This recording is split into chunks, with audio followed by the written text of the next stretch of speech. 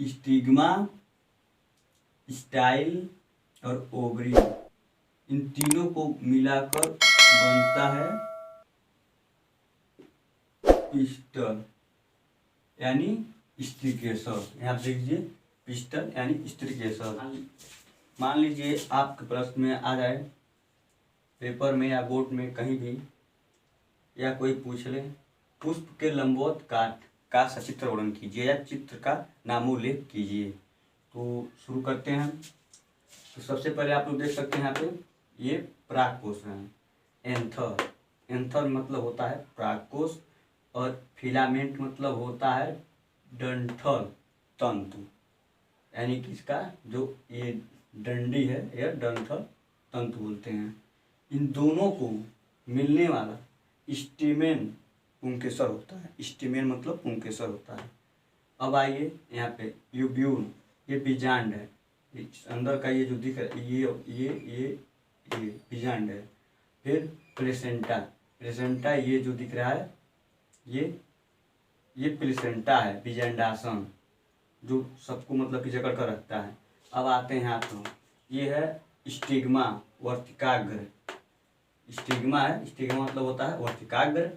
फिर ये स्टाइल है, ये गर्दन दिख रहा है गर्दन जैसा, ये स्टाइल, स्टाइल मतलब होता है वर्तिका, वर्तिका होता है। फिर यहाँ देख लीजिए ये ओवरी है, ओवरी अंडाशय जिसे बोलते हैं। ये जितना है ये ओवरी है, अंडाशय।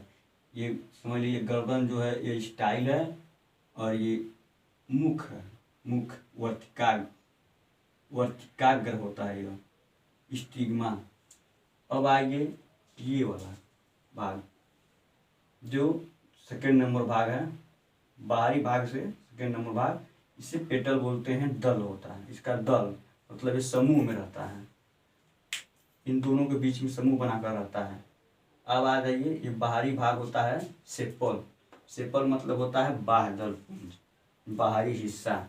ये दोस्तों बाहरी हिस्सा बाह्य दलपुंज सेपल। सेपल मतलब बाह्य दलपुंज, बाहरी हिस्सा या बाहरी आवरण। अब आइए ये पुष्प आसन है, थैलेमस। ये पुष्पासन है, थैलेमस। यहाँ से पुष्प की रचना होती है। अब आइए यहाँ पे पिस्टल, यानी कि ये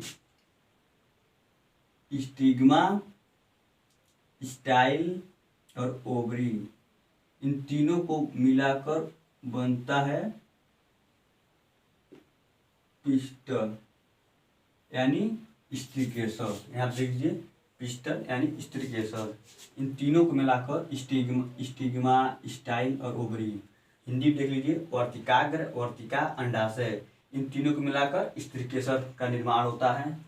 और यहाँ पे देख लीजिए हिंदी में परागकोश और डंठल, इन दोनों को मिलाकर पुंकेसर का निर्माण होता है। पुंकेसर, ये दोनों पुंकेसर है, पुंकेसर का मार्ग है।